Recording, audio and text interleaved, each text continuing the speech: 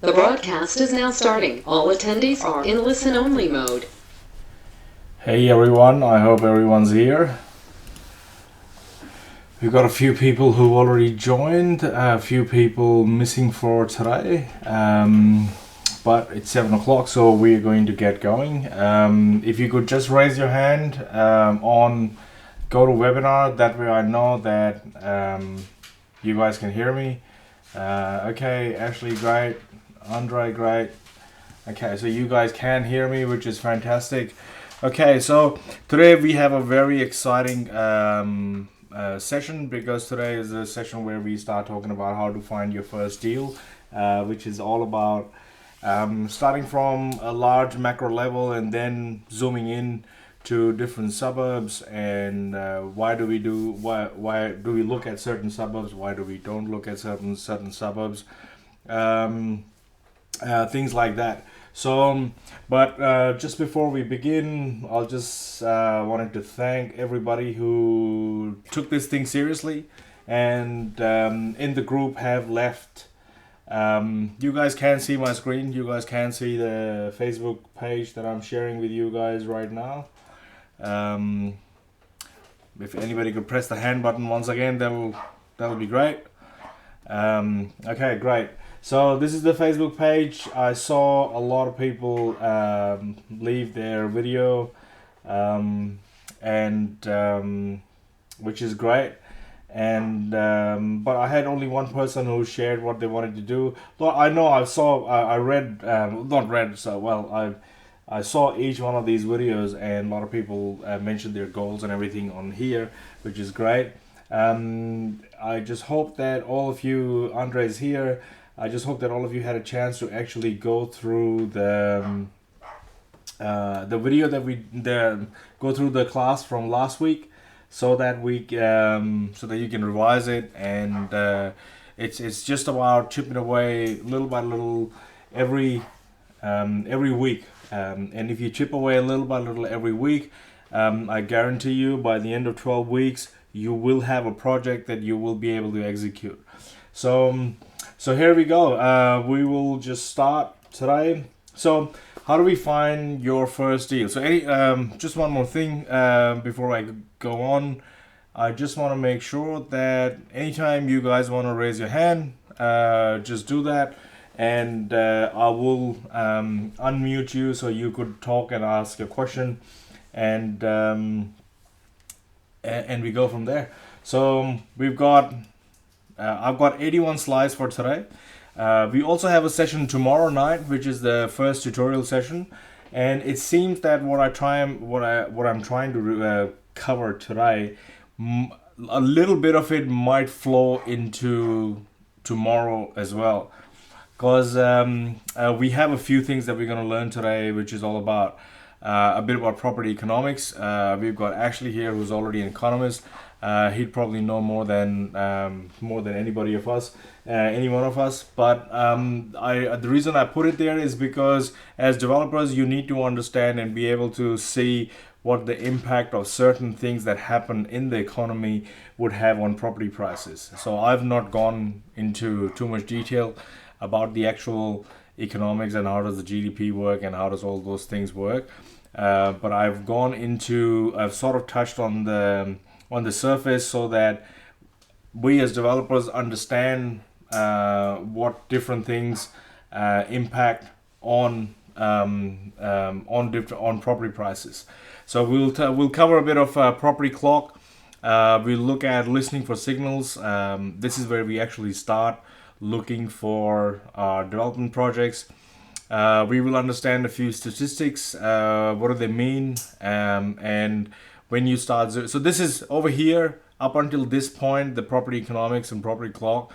We are actually looking at a big, like an overall view of the economy, or what's going on everywhere. And when we start listening for signals and start understanding statistics, we start zeroing in on different suburbs and see why would I choose suburb A over suburb B, for example.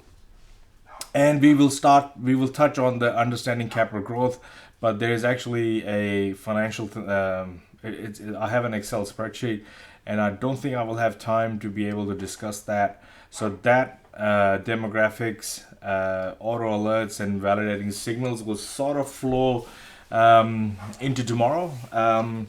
But let's keep going. Okay, economics is all about factors of production, land, labor, capital, and entrepreneurship.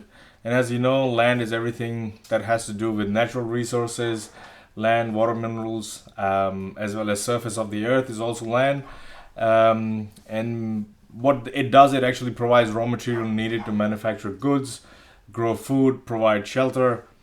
Then we've got labor, human effort needed to transform the raw materials into finished goods or to perform services.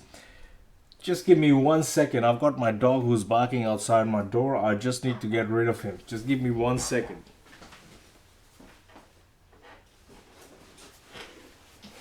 Sorry about that. Okay, so we're back again. Then we have capital, which is manufacture instrument used to increase production, like machinery, tools, buildings, and it does not include money capital. It, although it is needed to buy, it is needed to buy capital equipment, but money itself cannot produce goods and services. And then we've got entrepreneurship, which is basically the activity of doing business, using and assembling all these factors of production to produce goods and services. Now, this is just basic stuff. I'm just kind of skimming through it so that I don't bore you guys, and then we get onto the exciting stuff. So wages, interest, profit, and income, there are four things.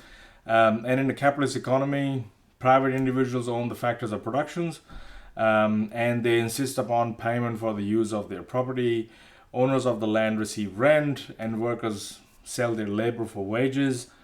Lender receives interest from borrowers, and successful entrepreneurs earn profit from the operation of their businesses. And rent, wages, interest, and profit constitute income. Now, all of this causes the circular flow of the economy. So if you look at, if you follow just one thing, you've got resources, which are factor of production. You receive income, which causes the rent, wages, and interest. Then individuals and households. Then you got expenditure, which spends income. The products come to the market, goods and services, that generates revenue for the businesses, and the expenses are paid. So the whole idea of showing you this is this: what will happen if businesses experience a decline in sale and decide to cut back production? So will the economy expand or contract? Will the employment rise or decline? Will household income increase or decrease? And this is what the reason I'm saying is because as we keep hearing that, you know, the wages aren't rising as much as like in Australia. All the economists, every time they talk about it, every time I watch ABC News, I've got Alan Kohler talking about the wages aren't increasing as much as they should be. So all that basically means that a lot of people are holding back, not spending money on things which has a follow-on effect on all the other things. So that was my reason of explaining the other things. So let's look at the unemployment rate, for example. Property prices are a leading determinant of household consumption expenditure, consumer confidence, employment, and growth. So our property prices, Australia, property now, along with its flow-on activities that happen, is the largest employer of people in Australia. Anything related to property, so when I'll give you an example. When I do a project, there are at least 60 different folders and different companies that we deal with, starting from a laborer to a lawyer to architects, consultants, building surveyor, quantity surveyor, estimator, bank, all these people who are involved here. Imagine the number of people that they employ further. So anytime one development is happening, there are so many, it's a chain effect of the people who get employed to actually bring a development together. So when property prices rise, households feel wealthier, spurring consumer confidence. So if you recently find out that geez, your property is now worth, the house that you live in is now worth $2 million. How would that make you feel? It makes us feel better. It gives us that confidence, shit hit the fan, I still got the 2 mil that I'm sitting on. So that's what spurs consumer confidence, which increases spending and employment growth. So I would have this feeling that I've got $2 million, and now I can go and spend on a new car, or I could buy better clothes, or I could go and I can afford a better holiday. So all these things trigger because of the property prices. So on the other hand, if property prices will fall and suddenly you find out that your house is no longer worth $2 million, it's only $800,000, you'll feel poorer, and you'll start cutting back on everything. Any kind of excess spending you will start pulling back on, because you know that, okay, or you might be in a situation where you owe the bank more than what the house is worth. That doesn't happen unless you are in a mining town, which has already happened there. But that's the reason I do developments in very well located suburbs, which have all the amenities, which have all the facilities next to them. And I know that even in the worst case scenario, that those suburbs will still hold. So so this is the Australian unemployment rate, but this is from 2014 to 15. The reason is that when I actually put my online course together, there was sometime in 15, so I had this data. And when I was revising all my data to reflect the current data, I saw somehow the site that I got this from, which was Trading Economics, I couldn't go back to 14, 15. So I left this in there just to see what the trend was, and then I'll show you what the current one is in a second. So in January 2014, we had an unemployment rate of 6, then it dipped to 5.8, and then unemployment shot up to 6.2, 6.2, 6.1, and then we had October 14, 15, and this is what it looks like right now. So from October 2016 to July 2017, our unemployment rate has actually gone down, which basically means that it's quite low. Okay, it went down to 5.5 somewhere between April and July, and it's crept back up. But well, it went back up to 5.7, but it's now 5.6, which is, I think that's a good thing, because we've kept, if you look at when the property market was booming, this is the time when property prices just went spastic. There were more people unemployed at the time than when APRA is putting in all these strict lending conditions to actually pull it down. So I reckon that's a good thing for the economy. So interest rates and property prices, a steady increase in interest rate is one of the early signs that the market will start declining. So that's why they keep saying that, Australia's got so much debt, and if the interest rates go up, then people won't be able to afford their mortgages. But here's my thing. Here's my theory. Now, I might be wrong, and after I finish this property economics section, I would like Ashley to enlighten us a little bit here, because he's an economist, and he would know. I would really love to see his take on the Australian economy. But here's my thinking behind this thing. When the GFC hit, the lending in Australia was, the banks tightened up everything. It was super tight at the time. Nobody could get any mortgage. I remember early 2008, the banks, all they were doing was checking if you had a pulse, and if you had a pulse, you could get a loan. And but when it actually, when the GFC hit, which was sometime, the impact that the whole world felt was sometime late 2008 to early 2009. That's when the GFC hit, and after that, banks wouldn't lend to anybody. And I remember the property market had in Melbourne, especially by early 2012 and 11, the Melbourne property market had totally rock bottomed. Like it had just gone down. There was no credit available, nothing. So what I don't understand is that when the property boom happened, how come Australian banks started lending to every Tom, Dick, and Harry? This is what I don't get. So much so that APRA then had to come up with new lending conditions to make it even stricter for them to borrow. So this is my question, and I'll hand over the mic to Ashley in a few minutes. So yeah, that's my this is what I don't get, that that GFC had already hit, banks had already tightened everything, so they weren't lending irresponsibly to people who couldn't afford, and then property prices still went up, and it was mainly because the interest rate went low and money became cheap, so more people could borrow, but that didn't mean that the banks were lending to anybody. And RBA, this is the part that I can't get my head around. But anyway, RBA has kept the interest rate low to boost the economy, stabilize the Australian dollar. Low interest rate, cheap money is equal to more borrowing, as we've all seen.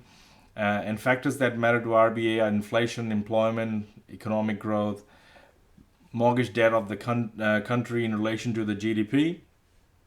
And Australians owe about 1.8 trillion or $80,000 per person, and this figure is amongst the highest in the developed world. Now I understand that we do owe that kind of money, but I don't think the banks or people have actually lent money off post GFC irresponsibly. So let's keep going. So this is what the interest rate forecast looks like for 2017. So this blue line is the actual, so where the interest rates have been. And that's the forecast by the website, Trading Economics. That's how it is supposed to go. So, yeah. Inflation rate. Generally, low inflation is equal to no growth in property value. And I'll get back to that as well, because at the moment we have low inflation. The thumb rule is holding property in low inflation environment is beneficial because you're holding it, and there isn't too much cost to hold it. A relationship between capital growth and inflation. Real growth is basically equal to capital growth less inflation. So if you have an inflation of 12% and capital growth of 15%, there's actually only 3% of real growth. And if that happens, the newspapers and the news sites would be telling us that the market is booming, which they've been telling us. So let's look at the inflation rate. So this is since 2014 in July, and this is going to July 2017. This is a 3-year mark. But if you look at this, the inflation is quite low. Now, in July 2016, that's when people started saying that we might go into a recession because, excuse me, I'm still recovering from my flu. My cough is much better, but it is still there. So we've got an inflation rate of 1.9 at the moment. Population growth is the other factor that has an impact on property prices. So population is consistent at the moment. The cliche "populate or perish" is still relevant today. And if for whatever reason Australian population went into a long decline, the result would be catastrophic. And that's the reason that the government actually keeps their hand on the immigration lever to make sure that there is new population available to actually support the aging population. So governments continue to encourage the birth rate with tax incentives. I remember I got an incentive when my daughter was born. And social benefits while immigration continues and immigration is on the rise. It is argued that immigration helps recovery. And for each immigrant, there are 3 jobs created. That's an argument some economists give, some economists don't.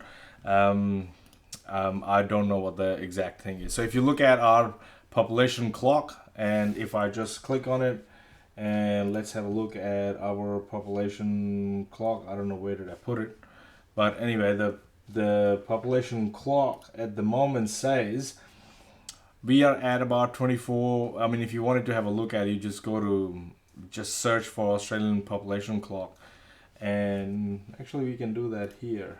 So I'll just go Australian population clock, and if I click, whoops, and if I click on this, whoop, not this, hang on one second, there it is. So it's 24.636. Well, my slideshow actually says 465, which is, ever since I put that over there, our population has increased. So what's happening here is one birth every 1 minute. So we're having one birth every 1 minute and 41 seconds, one death every 3 minutes, and net gain of international migration every 2 minutes and 19 seconds. So that gives us an overall gain of 1 minute and 23 seconds. So that's where our population is at the moment. I tried to do some math on this, and I figured that to increase Australia's population by 10 million, it will take about 26 years or something like that, or 20 something years. But anyway, so that's the graph for Australia's population growth. House price index.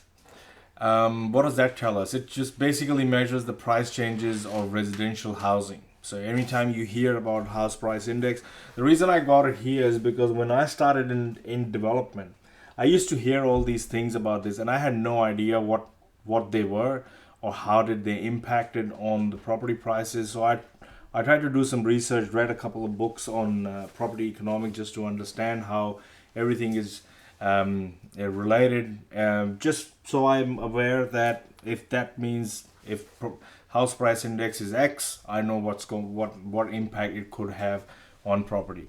So it is a measure of the broad property market movement, and RP data or CoreLogic, or they also have a RISMark index, which is basically the change in the index value, reflects the average increase or decrease in property prices. So this is our house price index, and as you can see in January 12, this was in the negative, and it has been. This is 2012 to 15, and it shows in negative because that's when the property market wasn't that buoyant. But if you look at the current one, since that time, the property market has been in the positive, which has it's gone up. Now, January 2016, that's when APRA started, well, they actually started tightening the lending criteria sometime in mid 2015 or end 2015. That's when they came up with the first set of changes, and that was the first impact where people, they nearly took the confidence out of the market when they first came in. And now I feel that no matter what they're doing, the property market is not stopping. So building permits, which is basically tells us the building activity of what's going on. It's an indicator in the business cycle, which provides some information about the workload of the construction industry in the near future. So construction can only happen if you've got a building permit. If you haven't got a building permit, you can't produce. So that is a good indicator of what kind of construction work is in the pipeline for the economy.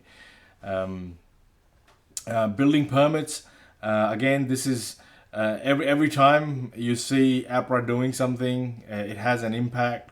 So they dip and then they come back up, they dip and they come back up. And it could also mean that that's when the projects are maturing or coming out of the council or getting into the building permit or getting ready for construction. So that's all this tells us.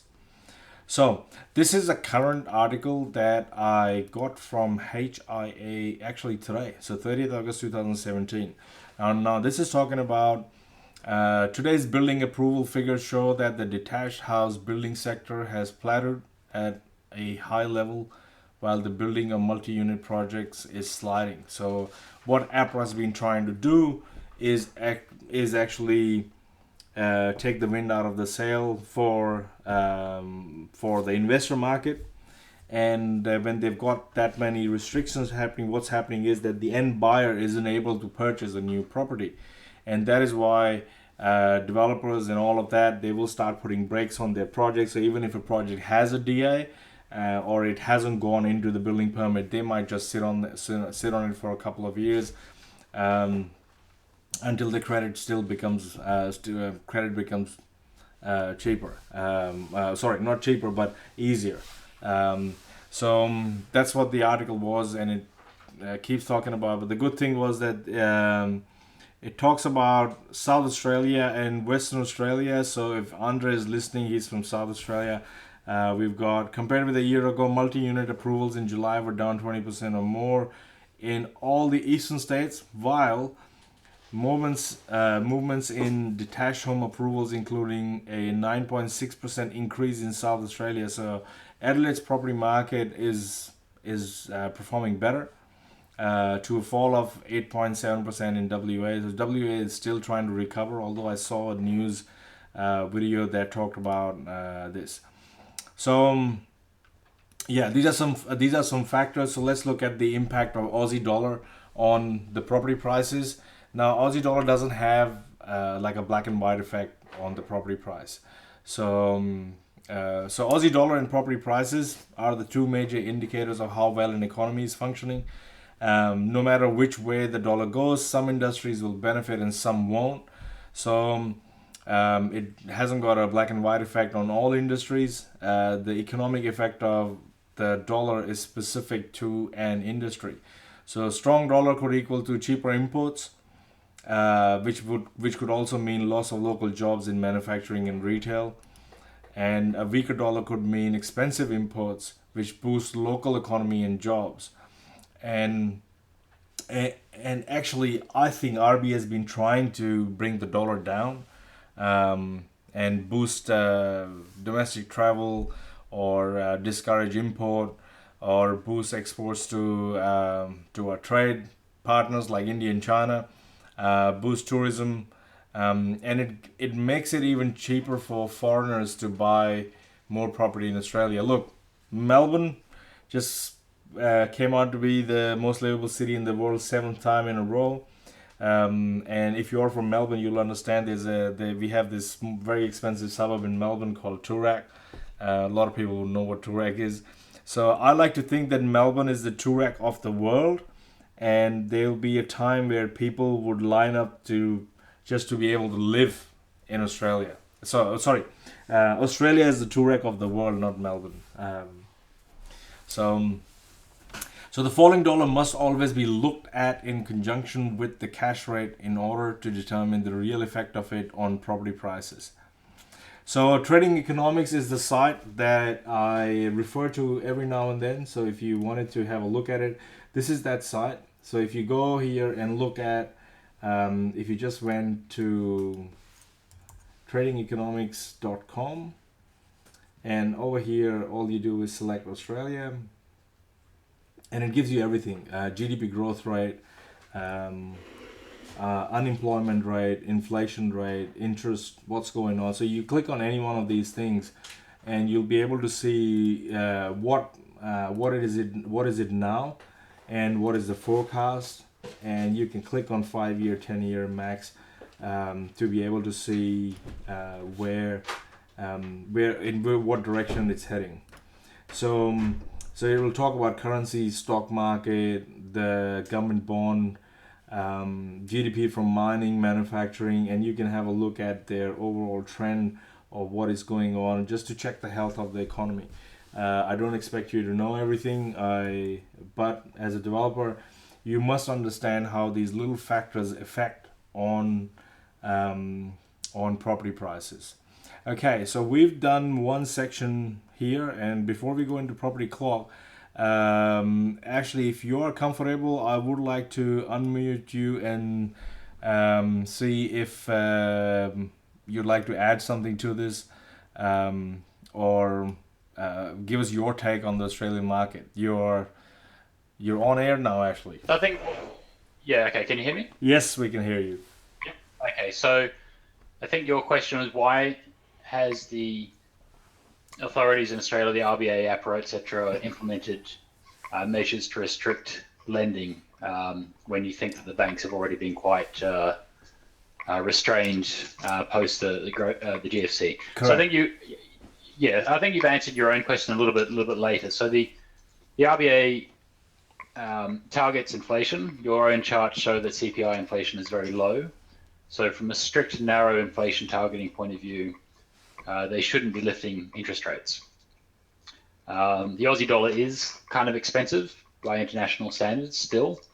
The economy, you've had a mining boom. Post-mining boom, they wanted the property market to sort of help support the economy. So interest rates were kept low for that reason. But debt levels have risen in the economy. I think that people are very concerned that Australia's Achilles heel is high levels of household debt. So how do you support the economy?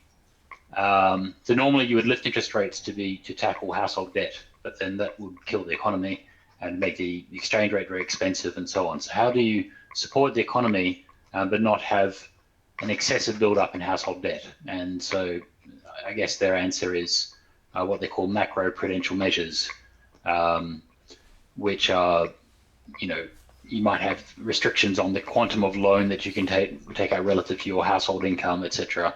These sorts of other non-interest rate measures of restricting growth and credit in the economy.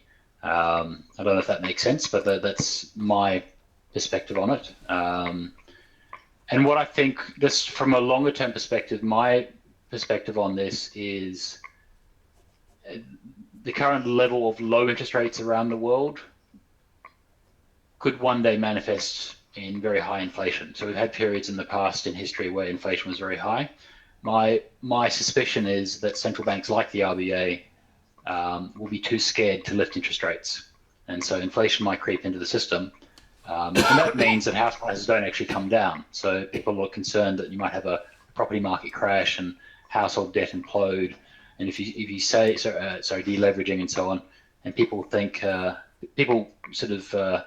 lot of economists will warn about that possibility, which creates a lot of attention. But the other possibility is that interest rates remain very low for a long period of time, and inflation creeps into the system. And if you enter a high inflation period, what you actually want to have is high levels of debt, because inflation erodes your level of debt and house prices can still remain relatively supported. Bit of a loose answer, but maybe that makes sense. What was the term that you used actually called macroprudential measures? What was it called? So macroprudential is just a fancy way of saying non-interest rate measures of slowing growth and credit in the economy. So an example, I've been living in Singapore and they've had a number of macroprudential measures. So they've had things like, because they've also got very low interest rates and have had very high house prices, they control debt in the economy with restrictions on your debt repayments to income ratio. So they've got like some sort of formula. The banks cannot lend to you an amount of money which would put you over some sort of limit. They also have restrictions on buying a second or a third property. These are all, they might have additional stamp duties and so on, which they implement.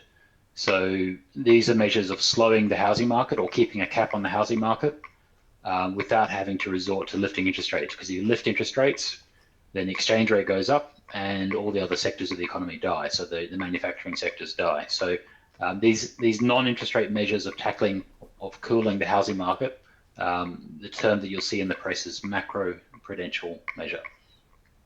And so, do you think there could be more APRA intervention in this? Like for example, they put in measures where foreign buyers now have to pay 7.5% extra stamp duty in Melbourne if they buy a property. They have to go through FIRB, which costs them 10 grand, 11 grand just to go through FIRB approval. So they're putting more hurdles for people outside to come and buy property here. Do you think something like that could happen for investors, where if everybody is buying a nest egg and everybody is looking for buying an investment property in 1, 2, 3, 4? I mean, there are industries built around investment property in Australia. Yes. So, well, unfortunately, you've got Labor more likely than not to win government, and Bill Shorten and the Labor Party have got various things they want to do, like reforms to negative gearing and increase the capital gains tax and so on. So these are kind of annoying for us. But if it all depends, two things it depends on. One, what's happening in the US. If the Fed lifts interest rates quickly, there'll be less pressure on the Australian dollar. Australian dollar will probably come down, and the RBA can resort to lifting interest rates in tandem with the Fed without having to do these other types of measures. The other one is what goes on in China. So, they've had a lot of hot money coming out of China buying up property in Australia recently. That has slowed. It's an open question as to whether that comes back again, or all these sort of international factors. So if it stays the same, if Chinese money keeps coming in and the Fed keeps interest rates low, then yes, you'll have additional measures being implemented. If the Fed lifts interest rates quickly, and if Chinese money reverses and goes back to China, then no, they won't have these measures. Sorry, that's a typical economist on the one hand, but on the other. But yeah, that's how I look at it. Yeah, that's all right. No worries at all. Thank you so much, Ashley. If there's anything else that you want to add, no problem. Yeah, sure. Otherwise, just raise your hand and I'll hand over the mic to you. Otherwise, we'll keep continuing. Thank you so much, Ashley, for your insight. I think that was really valuable for all of us. So I'll just keep going, and I'm going to unmute you now. Mute you now so that we can keep going. Okay, that was really great from Ashley. So okay, let's look at the property clock. And the property clock is not an exact science. It's in theory it's ideal, but in reality it's you can never find out when the actual bottom of the market is. And there is no crystal ball. They're just educated decisions to figure out where the property clock is. And Australia doesn't have one property clock. This is what I want everybody to understand. Every suburb could have a. So if you wanted to gather data out for every suburb, you could put a property clock for every suburb. But that doesn't happen. So we do it by regions, and we do it by different industries. So retail or commercial or residential. So there could be a different property clock for those markets as well. So novice investor developers skip this step and go by what I like to call hope property development. But let's look at the theory. The theory says the property prices can only go up or down, but over long term, property prices will always go in the up direction because of inflation. So if there is an inflation, now this I got from alankohler.com.au, and they've shown that since 1926 we started off, and this goes up to 2016, and they've been ups and downs in the cycle, but this is where we are at. So if you look at over a period of so many different years, so many decades, Australian property prices have been buoyant. There've been market cycles, but anytime there's been a market cycle, it's never actually dipped, apart from 1946, which I don't know when that happened. I don't know if this was close to Great Depression or not. I'm not very good at history, but I don't know why that happened. But anyway, apart from that portion from 1946 onwards, if you look at it, there's not been that much of a decline, and they've always climbed up. So this is what you need to, this is what us as developers need to keep an eye on the market. So anytime we have to look at flat sales, weak price growth, steady or falling yields, slowdown in building activity. So that's why if there is a slowdown in the building activity, which is why we looked at the building permit approval. So if we go back and look at the population growth, where is that? Over here. So this is our building permits. and that's why I wanted to study this and tell you, because you will be looking at these things, so that when you know that building permits are consistently falling, maybe we have reached maturity in that market. Phase 2 is the decline, which is falling sales, stagnant falling prices, uncompetitive yields. Projects have been abandoned, so you'll see a lot of projects come on the market with plans and permit. But I can't say that that happens. It could also happen when you see a lot of projects that come on the market with plans and permit. There are 3 reasons for it. Number one could be genuinely, the market is declining. But most of the time it is because of 2 reasons. One, the project doesn't work because when I say project doesn't work is because the developer went and got a permit. The architect designed it the way they wanted to design it, because architects always want to push things over the top and be the hero in the design world. But when the developer actually went to get a cost estimate, it turns out that it cost too much to build.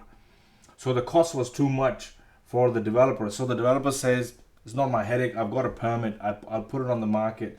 But when the market's actually going up, other developers look at this and say, look, by the time we start building and this happens or that happens, the property market would have taken place and we would have. So that's speculation. That's what I don't teach, don't preach, and I don't want you guys to ever do that, because a project needs to stack on the actual day.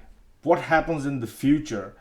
You in your feasibility, you account for that by building in hurdle rates and contingencies, but you have to stack a project on today's prices and today's costs.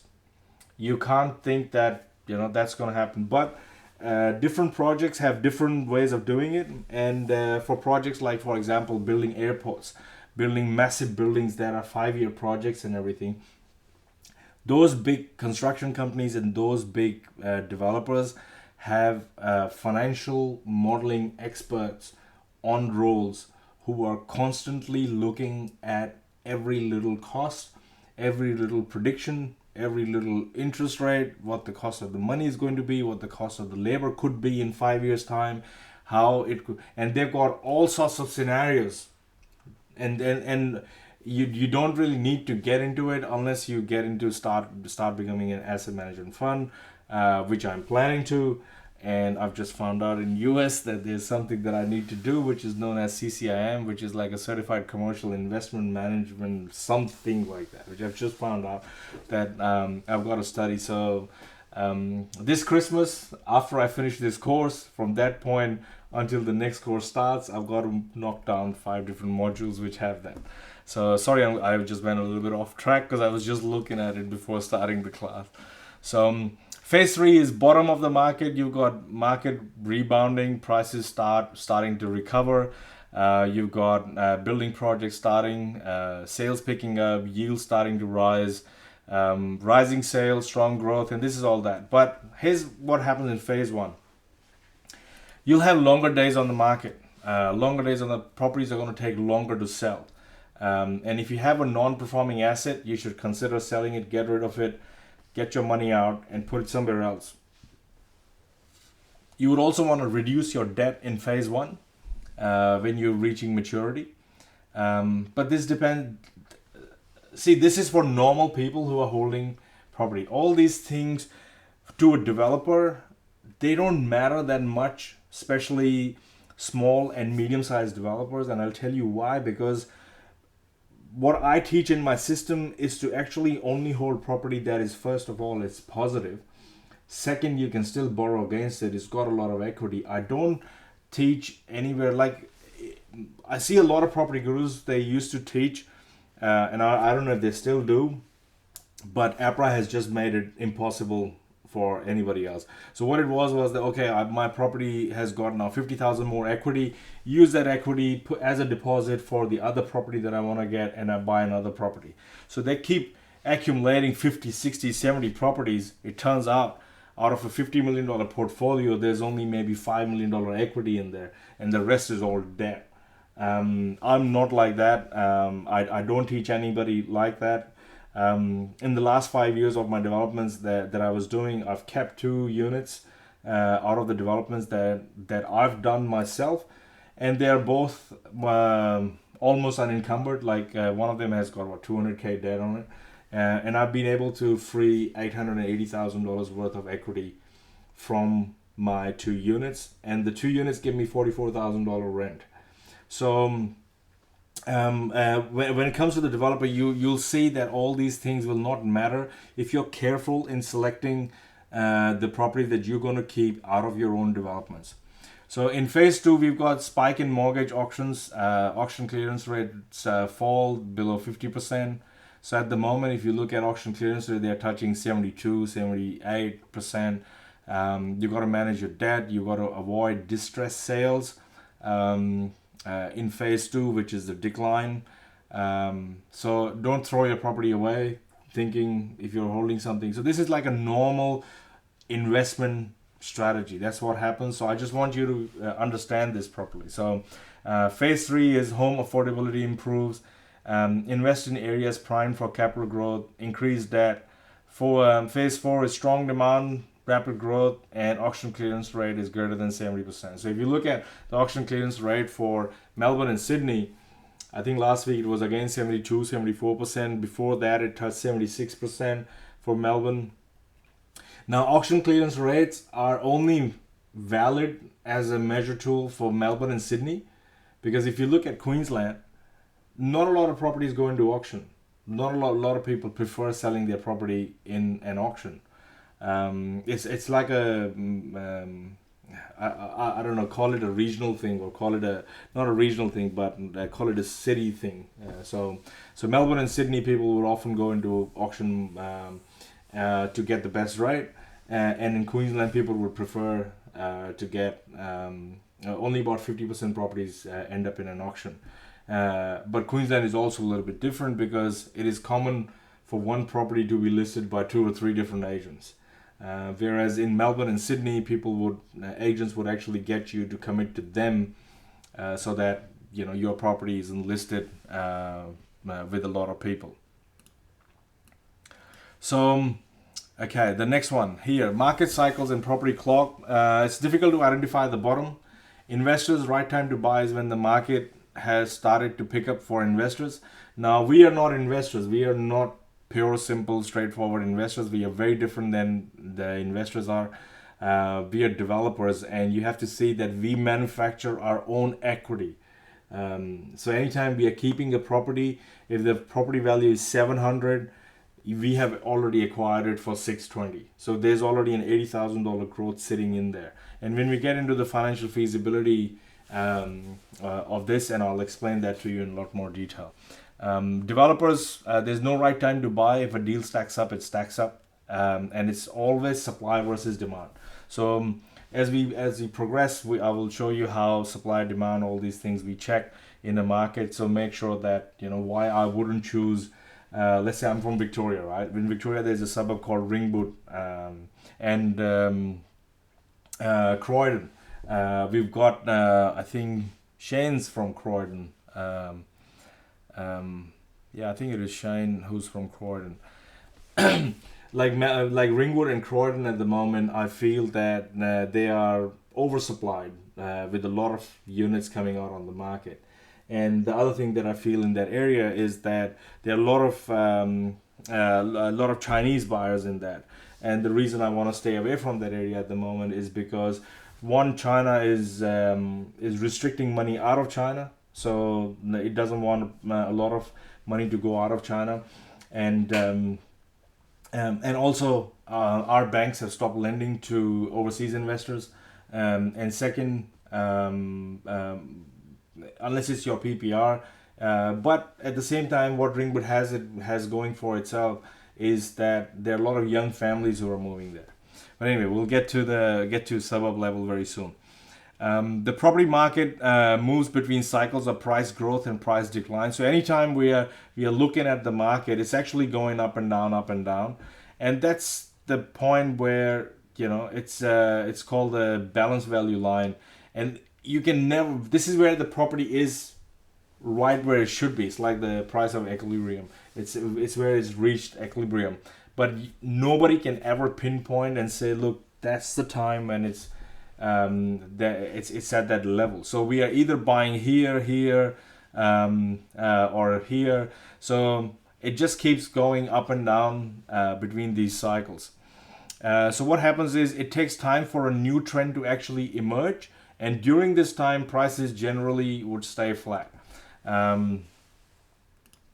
So this is an indicator that you can have a look at. I just found I put the left table together, but this is an image that I found on the internet. And I just put it here because I feel that they explain it really well. But if you look at the indicators for supply, demand, recession, recovery, expansion, contraction. So I won't go through each table and what's in there, but you guys can actually have a look at it when you'll have this PDF available to you. So now we've understood on the macro level what's happening in the economy and where the property clock is for the economy. So we have some sort of an idea of where it is it's going. But I want to tell you this, that for developers, these things do not matter. But as a developer, you must know them. They do not matter in the sense that their impact, I would say, is maybe about 20 or 30%. If your due diligence for the suburb tells you that this area is undersupplied, it's looking for this kind of property and in this kind of design, and you can still service the market that way. So now we're gonna start moving into the suburb level, and before we get into the suburb level, this is what you need to understand. So you might be able to find that, okay, say, look, I'm from Melbourne, so I know suburbs in Melbourne, so I keep naming suburbs from Melbourne. So let's look at Toorak. Now Toorak has very expensive properties, and I don't see properties declining in Toorak. So if there is a mansion, there was the most expensive sale that ever happened in Australian history, was a $40 million mansion that sold on George Street or George Road in Toorak recently. And I don't see all the other property. Now that's a very expensive mansion. But if you look at the apartment sales or the houses in Toorak, they are all $2 million plus. I don't see at any given time that a $2 million property in Toorak would one day be available for 1.2. I don't think that's going to happen because the people who live there, even if the property prices or if there wasn't much demand in the area, that wouldn't mean that those people would just become distressed to start selling their property. So they will sit on it until they ride out the wave. So for us to be able to get into a project, we need to determine what is the size of the project that we can do comfortably. So what we have to do and find out is determine the size of our deal. What is the size of your deal? What is the maximum project size that you can do? Second, how much cash do you have? Third, how much equity do you have? So you got to figure out. And when I say equity, that means you could have some equity in your house or in an investment property as a line of credit that is available to you. So that's as good as cash if it's available to you. Or if you think that you can actually leverage off it, then you can count that as well. So find out how much cash have you got. So if you say, look, my ceiling is 200,000, figure out what that 200,000 is, what that 200,000, 300,000, whatever that number is. And what you have to do is find out the suburbs you're looking at within your budget. And I'll get to a calculator very soon. And does the median value of the suburb fit in your budget? So what we need to do is this. Now this is a calculator that you will get with and I will put that in the closed Facebook group. But what it does is it's very basic calculation, super basic. And I'll give you the formulas. If you got a calculator handy, you could do it right now. And nobody teaches this. I did 3 courses on property development before I started property development. Nobody told me that I could do that. I just figured out that, this is what I've got. What's the size of the maximum project that I can undertake? So let's say I've got 200,000 in equity. Now, what this is is the developer's equity contribution. So anytime we do a development, the bank will look at our contribution and what the bank will lend us. Now, if you go to the top 4 banks, they will only lend us based on the total development cost of the project. But if you go to a second tier or a third tier lender, they will lend you based on an LVR against the total gross realization value of the project. So if you can sell, if you did 4 townhouses and each townhouse was $1 million, your GRV is $4 million. But your TDC, which is the total cost of the development, could be $3 million. So that means you're making $1 million in profit on that project. And TDC would include the value of the land as well. So all I'm saying is find out that LVR. And at the moment, I can tell you for development, and I'm dealing with NAB, and NAB's funding 3 of our projects, and their LVR at the moment is sitting at 65%. But this is on the construction land. Now, this is a little bit different, and as we get into the finance and financial feasibility, I will start expanding on it. But look at it this way. When you go to a bank and you say, look, can you fund my development? They will look at the full development, including construction. But if you haven't got a DA as yet, or a development approval, or a town planning permit, and you go to the bank and you say, oh, I want to buy this property for development, bank will only look at that site as a normal purchase, as an investment property. So at the time, it will be a retail loan, and the LVR would be different. Could be 70%, could be 80%, depending upon your serviceability, because there are holding costs involved. But when you go to the bank that you say, look, can you fund my development? I want to build this thing. They will always have an LVR against the TDC or the GRV. And that's what you need to understand. So if you've got 200,000 and the bank says, I'll lend you 65% LVR, I'll give you LVR as 65% on TDC, all you do is divide the 200,000 by 35% and you get 571. That is the maximum TDC of your project. So a lot of people would get really disappointed at the moment thinking I only have 200,000 and the maximum TDC of your project is only is 571. What does that tell me? That basically tells me that you could do a duplex where you can put 250,000 and you could build 2 townhouses. And if you made 12% development margin on that, your total profit would be 68,571 based on these numbers. And your return on equity, because you only put in 200,000 of your own money, would be 34.29%.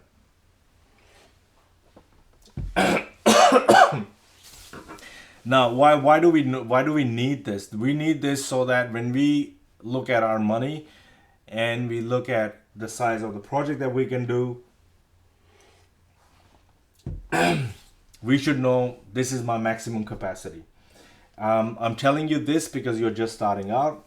5 years into this industry, I never look at this, how much money have I got in the project. I look at what is the project that I can put together and pull investors in with me. That's what I look at. So if I look at a $20 million deal, I'm never looking at my bank account. I never ever look at my bank account because I never have this kind of money sitting in the bank account because my money is always in one project, another project. I look at the project timeline, I look at the terms and conditions I can lock that project into so that by the time I would need that money, I would have that money from somewhere. How? And as we progress in the course, I will show you all those things. So let's look at this calculator. So you got 200,000 that you can do, and that's your 30. Oops, that's 2 million. But what I'm saying is that maybe there are 4 of you, or maybe there are 5 people in this group watching this seminar. Out of the 17 people who registered for the course, today I had 13 people who are attending this webinar, which is pretty good. Just hang on 1 second, where did I sometimes lose my cursor. But what I'm saying is that if we have $1 million together, so let's say 5 of you get together with $200,000 each and 35% LVR, the maximum TDC of your project would be 2.8 million. And if you made 15% development profit or development margin in that development, your total profit would be 428,000 for the project, and your return on equity would be 42.86%. Now, is that a bad return on your money? So if 5 of you with $200,000 each made 42.86% on your money, do you think it's a bad return? If somebody thinks it's a bad return, you shouldn't be doing this course, because that's the returns you get in this get from property development. If you know somewhere else where you can get a lot more return than that, then you should do that course. But I reckon that's a very good return. But let's say this was, see, 50. When I say 15%, I'm assuming that you're getting into the project that already has a DA. But if you go and get your DA on your own, you go and get your own DA, you get a site, you've done your due diligence, you go and get your DA, your development margin is usually between 18 to 25%. So if I turn that into 18%, the only downside here is that it might take longer than 12 months, which means that if it took 2 years, a month in, now I'm talking from Melbourne's point of view, because anytime we go to a council, it takes 8-9 months just for the council to come back and give us an answer on it. And if we have a lunatic neighbor or a lunatic objector, we end up in VCAT. We win the VCAT because in the first place we are going into the project because we've already consulted our consultants of what's possible and what's the maximum that we can push. If we do end up in VCAT, we will win, but it'll just delay the project. So in that scenario, 12 months for construction, ballpark, and 12 months to get a DA, that's 24 months. Your return on equity would be 51.43%. And if you annualize it for 2 years, it'll be 25% return on your money. So is there anywhere else your money can make 51% on a project or 25% return on your money? Please let me know. I would also do that, but I don't know any place where this can make that kind of return.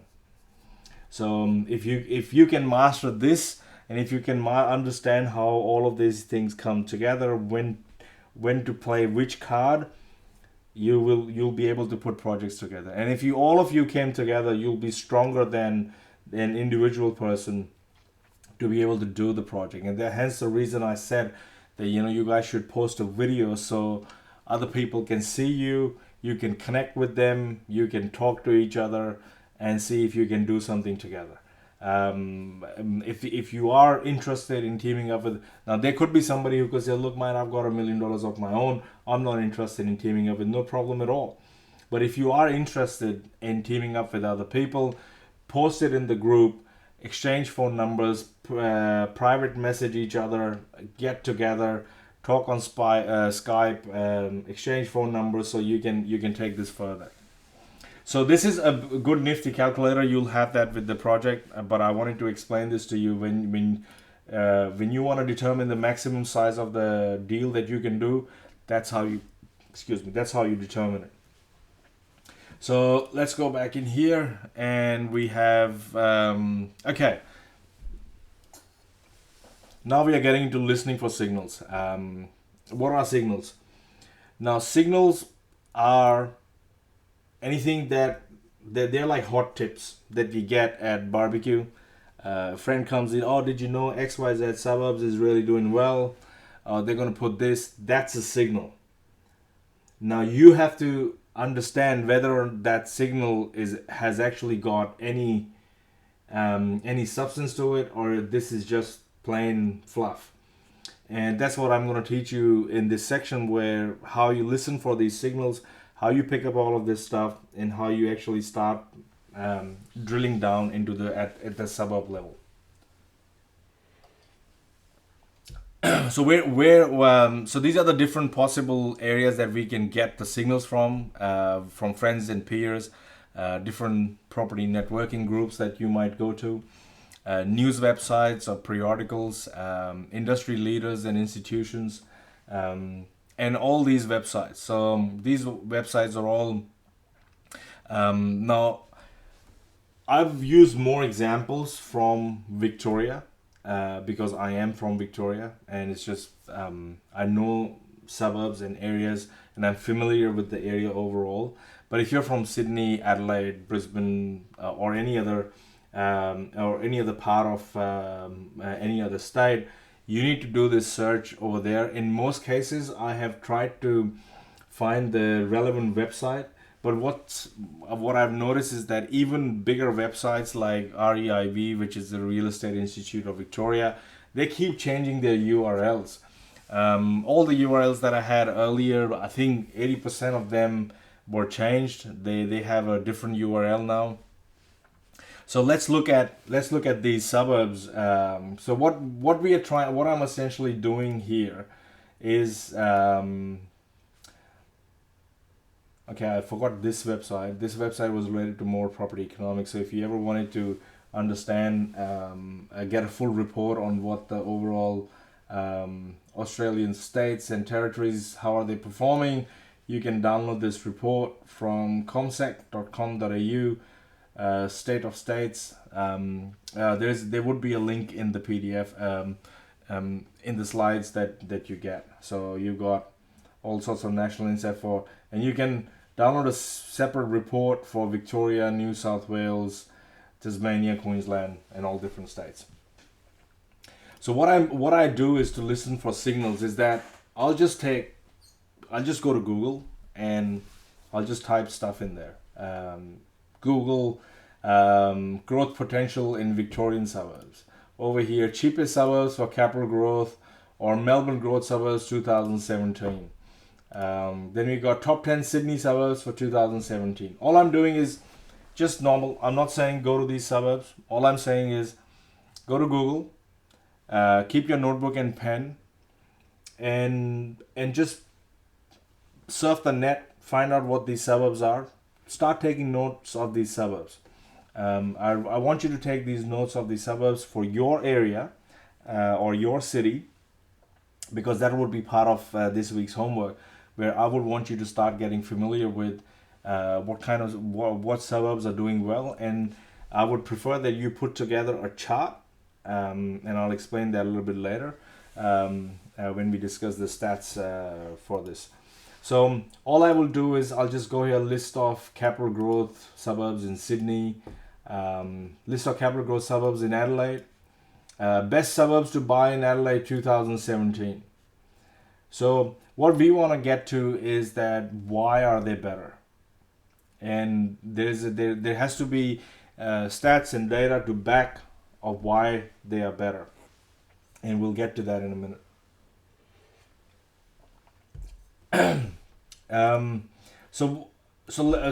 Let's click on some of these links. So under the radar, Melbourne suburbs, area with growth potential. So when I click on it, I come to this side, which is my domain, and it's gonna start playing this video in a second. I'll just have to pause this.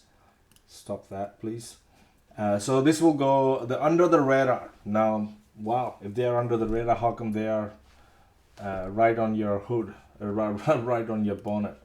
So here they're talking about Greensboro, Watsonia, Cairnsdown, and Bayswater expected to next benefit. The overall Melbourne clearance rate clocked at 79%. And anytime I look at these articles, these websites, I want to see what date were they written on. If they are too far out, they are no good. So say for example, this was written almost a year ago. So this is no good for me.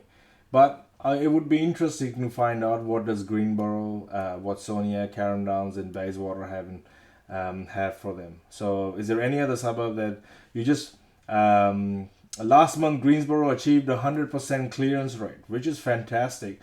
Now this is really good. So if I close this and I click on 100% clearance rate, I didn't know that it was 100% clearance rate.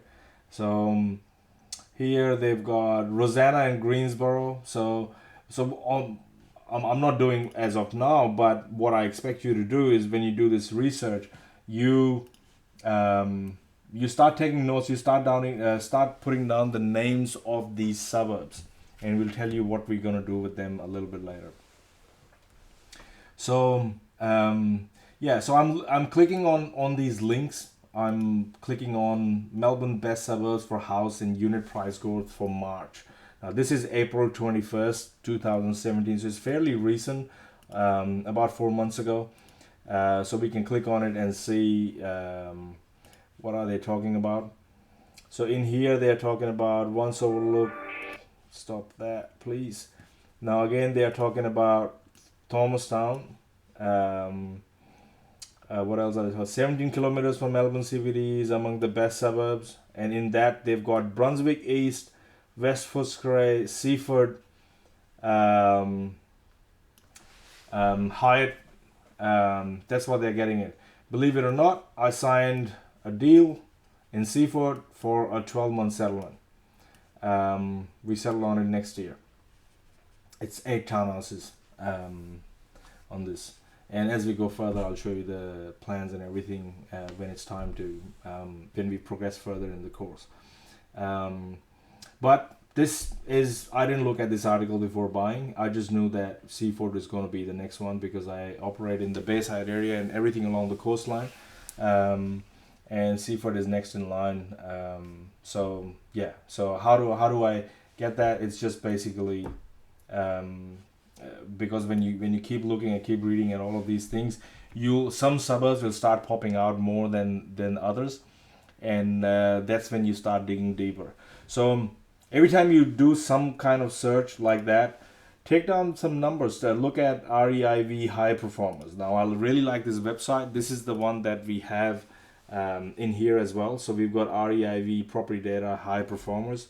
So I'll go back to that side. For Victoria, this is pretty good because it'll give you suburbs like Croydon. The median price has touched 810. In 2017, it was 672. Quarterly change has been 20.4%. Now, I would be wary of Croydon. A lot of people are flocking there, but now that the property prices have gone to 810, other properties, other areas start becoming more prominent because you look at the opportunity cost of 810 and see, oh, I could get this for 810 over here. Why do I need to be over there? So those are the kind of things that you got to look at. So in here you've got rental data from REIV that you can look at. You can compare the charts and everything, and we'll get to this in a second. Now again, Sydney, top 10 Sydney suburbs for 2017. So this is November 2016. I don't want that. Now we have an April 14, 2017. Buying a house, best suburbs to buy in Sydney. So this is a site, CanStar.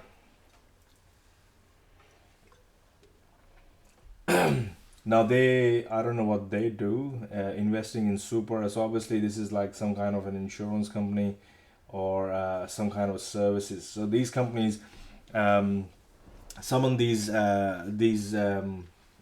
reports that you can get from them. I've never paid for a report. I'll never will, because all this data is available for free. 5 suburbs within 5 kilometers CBD. So you can click on them and see what it is. See here, top 50 Australian growth suburbs, free download, worth $4.95. I have access to these guys, and I've already downloaded the report that they are saying. I will send that to you if you are interested. You can keep them. If you're not interested, you can just chuck them in the bin. There's no problem at all. I'll see if I can open one of the. There it is. So this is the kind of report that you get from them. So you can have a look and see. Okay, this is talking about Queensland, Mermaid Beach in Queensland, townhouses, 3-bedroom. The median price is 1.175 million, and the growth has been 89.60. So why am I looking for suburbs that have a growth potential? The reason is that as a developer, anytime you go into, even if we are doing boutique development, we are doing small size developments, duplexes, 3 townhouses, 4, 5, 6, 7, 8, 10, 20, whatever, they are still considered small. massive developments are like they happen on acreages. They happen on different hectares of land that needs to be developed and all of that. And there's a different set of skill that we need to do that kind of development. Different league of consultants that can handle that. So your normal architects and your normal engineers won't be able to handle something like that. So there are architects who specialize in certain kind of development, and it's best to use them for those kind of development. So that's why every time I do a development, I've got to have more than one thing happening for that area. Otherwise, I will not go into that area. And that's what happened with people who went to mining towns, because in 2012, I went to all these seminars. They sold mining towns and cash flow positive properties like there was no tomorrow. And they encouraged everybody who was there to go to Morumba or go to all these Karratha, all these ports and all these mining areas, Miles, for example, in Queensland, where they had all the gas reserves and everything.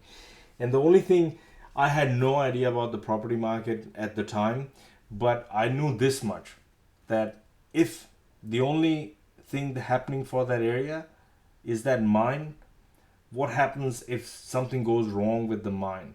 I don't know. I didn't think of if the mine was shut down. I just thought that if there was a disaster of, I don't know, mine collapse, because I remember there was a mine that collapsed in Chile.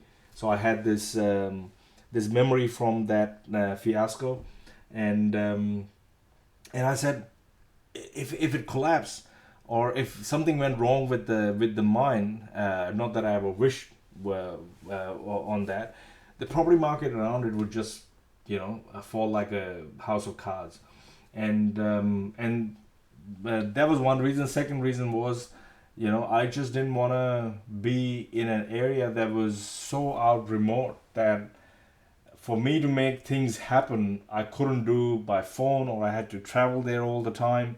In metropolitan cities, you can control a development without traveling there. I did a development in Brisbane. From Melbourne, I flew to Brisbane 3 times. That's it, in 2 years. So I will give you all of these reports that this site is giving, and they're free. I mean, if you wanted to, you could leave your name details here. This is my junk email address. So if you ever send me anything on this email address, I'll never read it. It's just because this is just my junk email address. So best suburbs to buy in Adelaide, we've got that. So this is what we are doing here, is looking at these little tips, these hotspots, and we are writing down our suburbs that we think that we want to look at. Now, if you want to look at in your backyard where you live, the suburb that you are familiar with, by all means do that. But I would want you to create a table and look at the same stats for all the suburbs that you look at and the suburb that's your backyard, and compare them and see what's going on where, and try and find these answers. Okay, we're still at okay, for some reason this one had all this animation set up, which let's keep going here. So this is what we were doing with these sites on that slide. So I'll keep closing them because I have to go through all these tabs that I've got open. Now, I would want you to look at this site, realestate.com.au. In 2012, it didn't have that much detail as it does now. And some of the detail that it has is pretty good, in the sense that they control a lot of data. And so if you look at different areas, and what you have to do is go to realestate.com.au. I'm not sure if everybody knows about this link. People who are in the property industry already, or who have done a few developments, like Neil has done a few developments. He's got a fair bit of experience. Would already know what these sites do, but a few people may not. So when you go to realestate.com.au and you click on invest, there's a very good section that you can select your state over here. So let's click Victoria. and you can expand this, and you can move this around and see what's going on in different parts of Melbourne. So everything that's deeper red is probably hot area. Orange is probably not that hot area, and I want you to pay attention on the orange and the yellows, and I'll tell you why as we go further. So I operate starting from here, further down. Oh, I didn't know I operated that far down. Yeah, okay, here. So I operate in this area starting from Mordialloc, Aspendale, Edithvale, Chelsea, Bond Beach, and now Seaford. And as you can see, I apart from Parkdale, which is right next to Mordialloc, I'm not in any of the main deep red areas, even in the city. The reason is, for me to do anything to get in, the value of the land is just too great. That means for me to make the same kind of profit or the same return on my money, I need to risk more to get in there. So it could mean that if the land value is just a mil, 2 mil, and so on, how am I going to get 2 mil to be able to execute the development on my own? So that's the reason I try and stay in these areas. But that doesn't mean that if all these went red one day, I'll move into Mount Eliza or Mornington. I may, but for the time being, that's where I operate. And everyone's free to come wherever. I've got no shame in telling you where I operate.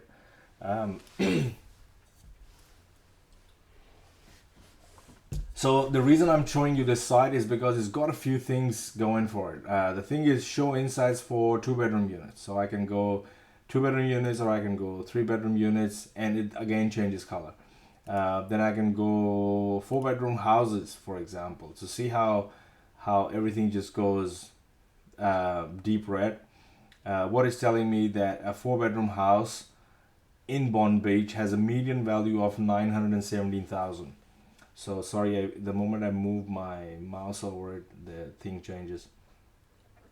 So if I go to Chelsea, a 4-bedroom house in Chelsea has a median price of 1.6 million. If I go to Edithvale, the median price is again one for 4-bedders is that. So now I've got, if I go to Aspendale, the median price for a 4-bedroom house is 1.13.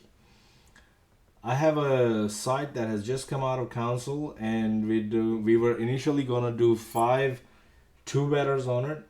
Now we are doing 3 4-bedders, and the yield is much better than a 5-bedder because it's less construction, a little bit of speccing up with the appliances, and we still make 1.13. We will start construction on this in the next, actually we will still be doing this course when we start construction on this. So yeah, that's where this, so this site is really good. What I really like about this is that I can go down here, or let's say you're developing 3-bedroom units, correct? And you put in 3196, which is let's say Edithvale. I'm doing a 12 townhouse development here in Edithvale on 230 Station Street. All units are sold. And if you look at 11 Growth, 11, which is the project's about to finish in 2 weeks. The construction finished, everything. In fact, one of my units that I'm keeping, fingers crossed, has gone on rent as well. So we've got annual growth 11.1%, median price of 775K, median rent 490. So this is median rent. When I look at the rent for median prices, it is probably talking about old properties in that area. Because if your brand new property is always more attractive for somebody to rent out than an old property.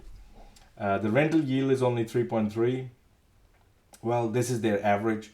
So what I can do here is I can look at this and I can select a few things and then compare and see over the last 10 years what has happened. So if you look at in 2008, there were 320,000, there were 10 sales.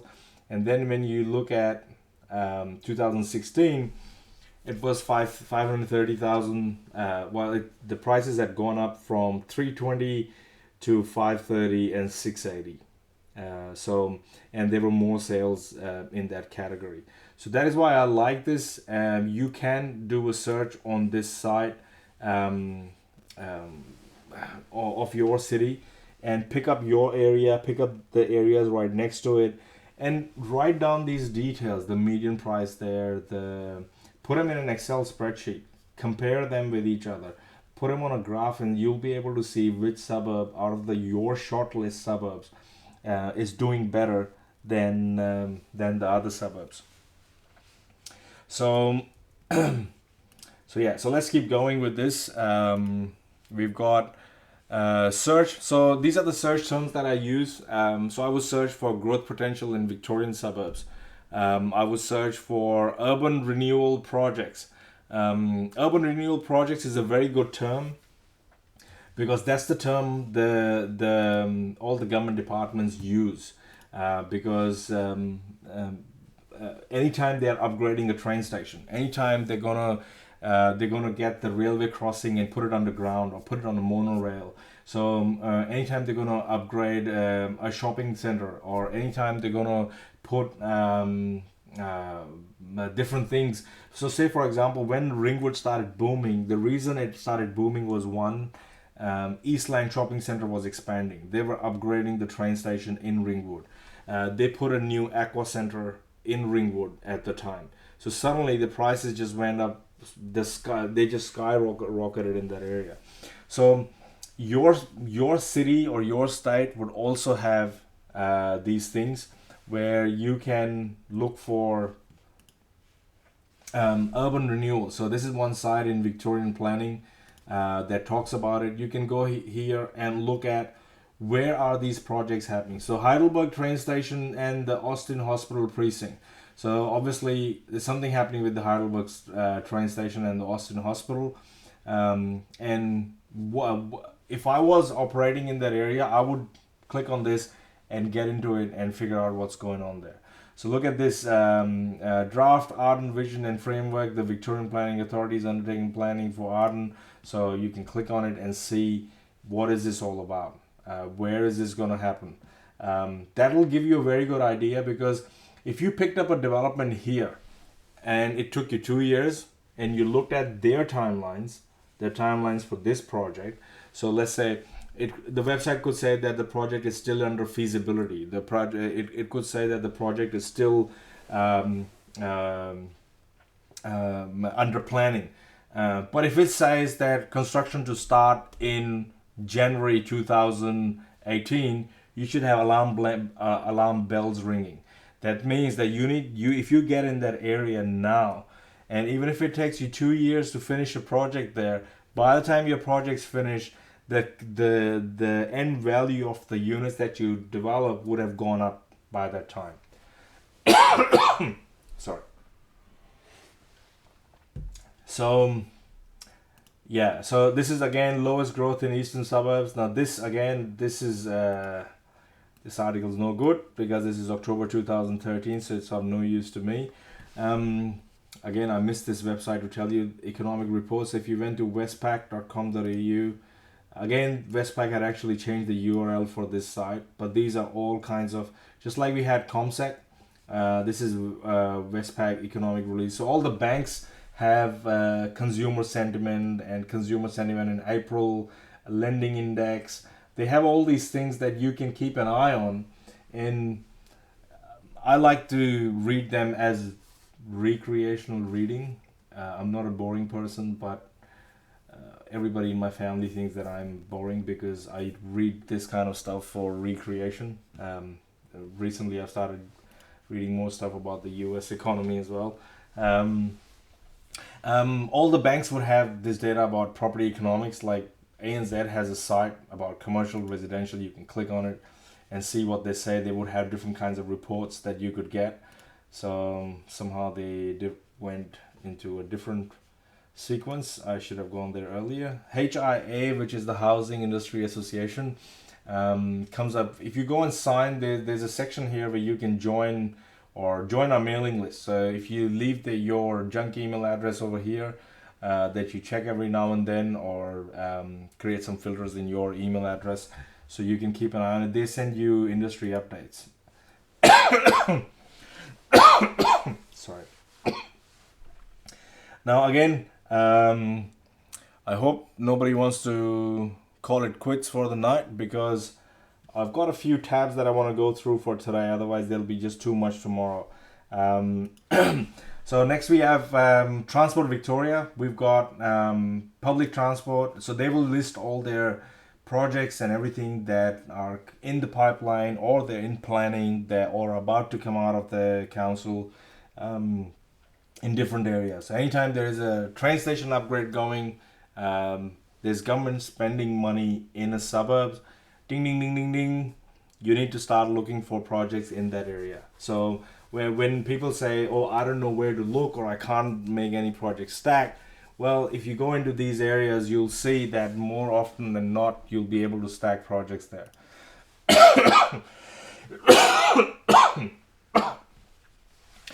Urbis is a very big town planning firm. Apart from town planning, they do a lot of other stuff as well. We've used them a couple of times. We're using them now for the Seaford project. We've used them now for a project in Fitzroy, which was 16 apartments. Really good team. And they have their own reports and insights into, like, for what does Queensland new planning system mean for you. They are so big that I think they're opening a branch in Singapore as well. But that big doesn't mean that they are very expensive. I think they charge us 13,000 for a 16 apartment development, or $11,000, something like that. So they're not that dear. I actually quite like them. So if you can leave your email address here, they will also send you updates, and you can look at any kind of town planning changes, or they will report details about sorry. They will report details about if there are zoning changes happening in an area, or the government has already released something that the zoning change is going to take place. Urban Analyst is again a site that talks about all the different states, and they will talk about what's going on in different areas. Corridor options released for Melbourne proposed North-East link.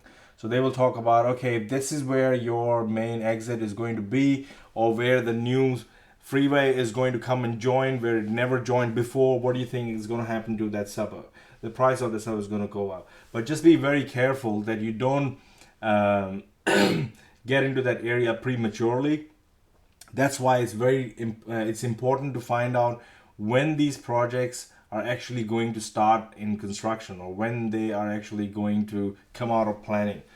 Because even if they come out of planning, it's usually in government departments, it's about at least a couple of years before they start construction.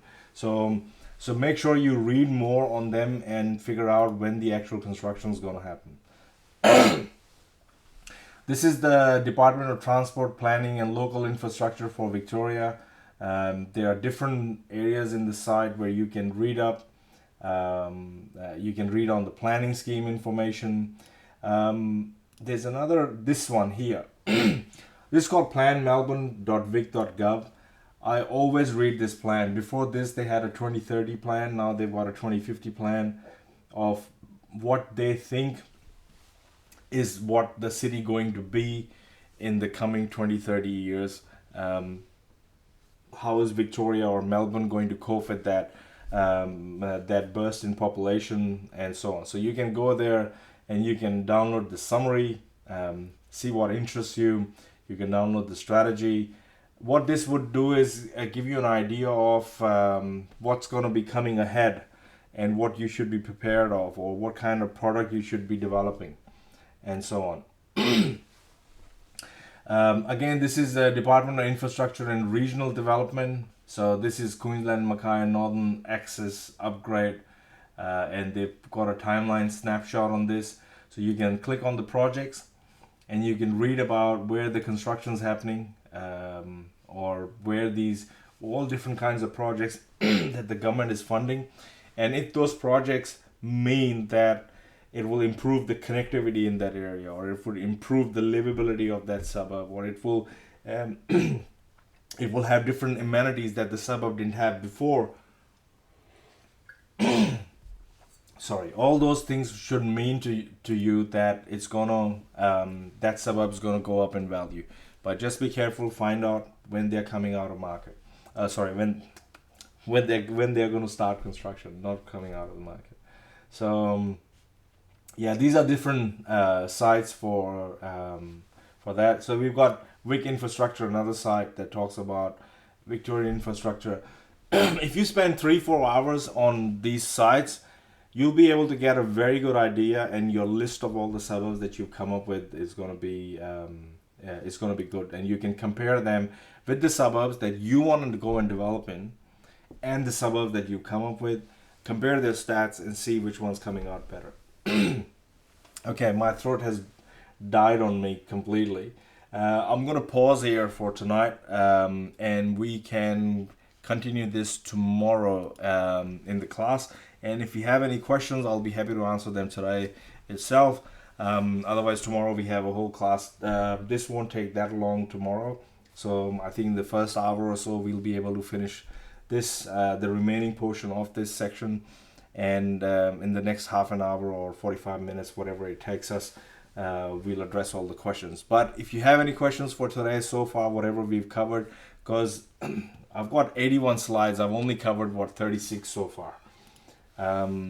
If anybody would like to discuss anything, please press the raise your hand button on that, and I'll give the mic to you. Okay, Priyank, go on. Hello? Hello? Hello? Okay, we can't hear him. Is there anybody else? Okay, Elaine, you would like to say something. Okay, yes, Elaine. Elaine, somehow it doesn't show that you've got a... Okay, your mic come out green. You should be... Hi, everyone. Can you hear me now? Yeah, I can hear you now. Oh, beautiful. And I would like to ask a question in regards to securing a site. So what I find in the past is, by the time I get the terms and condition agreed between me and the state agent. Yeah. And by the time I get the lawyers to start drafting the legal terms around the terms and conditions to put in the contract, I find that agents always, sort of work around me and trying to get the best deal behind my back. Well, that's what agents do, and this is not the first time they do that. They've done that to us as well, many times. But you just have to be strong enough to say with that, I'm ready with these terms and everything. I'll sign the contract. And you sign the contract subject to due diligence. When we get to the actual acquisition of the site, I'll discuss all these strategies in a lot more detail. But if you've got any questions for everything that we've discussed today, I'll take them first.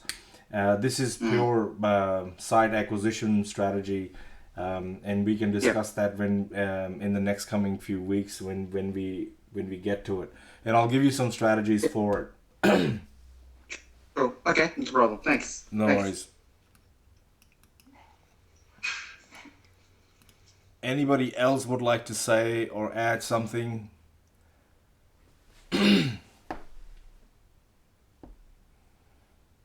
Okay, nobody. All right. I hope you guys liked today's session. I hope that it wasn't that basic. But I just have to make sure that anybody who's starting out in property development as well understands it. As we go further, if this will start getting a little bit more technical when it comes to financial feasibility and due diligence as well. But this is you need to know these things, otherwise you're not a complete developer. You wouldn't understand. Otherwise you're just going with your going on a whim, so to speak. Okay, I'm gonna unmute Shane. Shane, I've unmuted you. Go on. Hello. Yeah, yeah. Hi, Amber.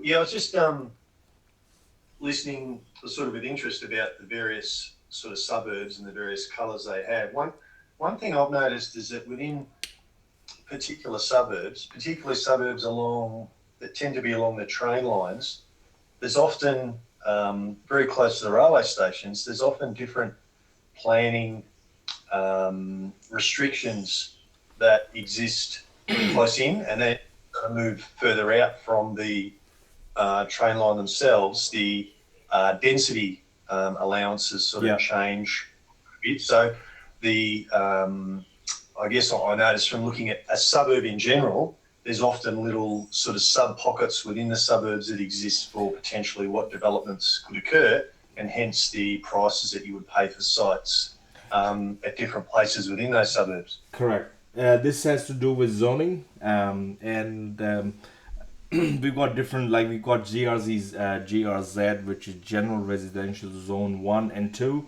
and 3. And usually GRZ2 in the area that I work is medium density. That means that I can put more units on that block. But what they've done is recently they came up with this rule where 35% of the land has to be allocated towards garden. You know what I mean? It's so which has pushed developers to think outside the box of, you know, can I go higher up, or do I have to put a basement and then put a garden on top of a basement? So to be able to comply with that, so they say, yeah, you can do medium density, but we want 35% garden. So they've come up with this rule, and that's one of the reasons. One of the development that I was talking about with 5 units, it got knocked back because council changed their stand on it. When we launched the application, that rule wasn't in place.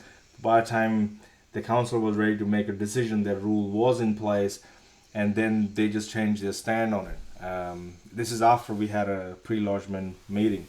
But yes, close to train stations, because that's where people live the most, so that they can commute to work easily.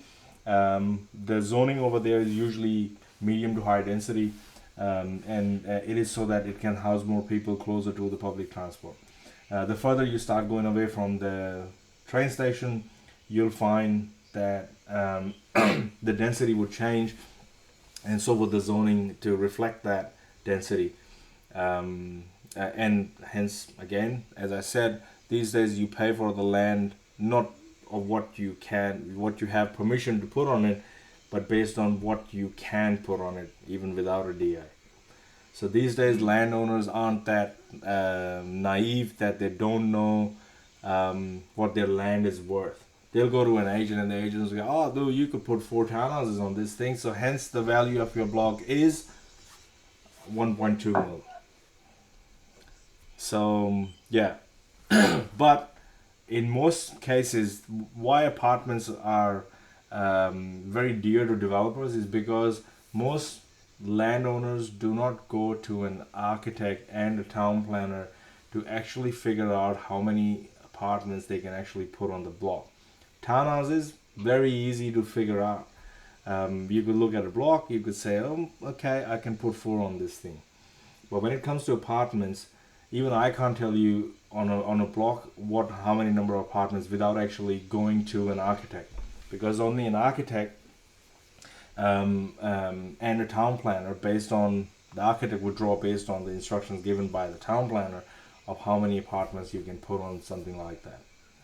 So when a site lends itself to an apartment development, you got to get to an architect ASAP to be able to figure out what you can do on it. And sometimes it's a costly affair. You don't know. And you also have to be careful, because landowners, just to sell their block, would go to a draftsperson or an architect and just say, and will tell them, put as many as you can on it, just to increase the value of their land. And the plans that they will show you would say draft from them. That means those plans are no good to nobody. And they've just drawn up those plans to show to the potential buyer that, oh, you can put 80 apartments on my site, and hence my site is $8 million. But when you actually do your own due diligence at the time, and you go to your architect and your town planner, you figure out that that you can only put 60 apartments instead of 80. So hence the value of the site should be 6 million, not 8 million. So those are the things that we will discuss when we get into the due diligence and the site due diligence, and you start looking at these things. Any other questions, Shane? No, that was there. Just a sort of question and comment at the same time. Thanks. No worries at all. Okay. Anybody else would like to ask a question today? Okay. No worries at all. We have a new person who's joined the class today. His name is William. William, I put you on the mic. Would you like to introduce yourself? Hi Amber, how you going? Hey everyone, my name is Will. Just recently found about Amber not long ago, and very interested in property development. Just learning about it, and hopefully we'll be doing a project sometime soon when I'm ready. Fantastic, Will. You must join the Facebook group, and you have to watch the last week's video because you missed the class last week. And there's some homework in there for you to do. So, keep going. Post an introduction there, and I'll catch you guys in the group. And I'll see you guys tomorrow at 7 o'clock. Thank you very much. You guys have a good night.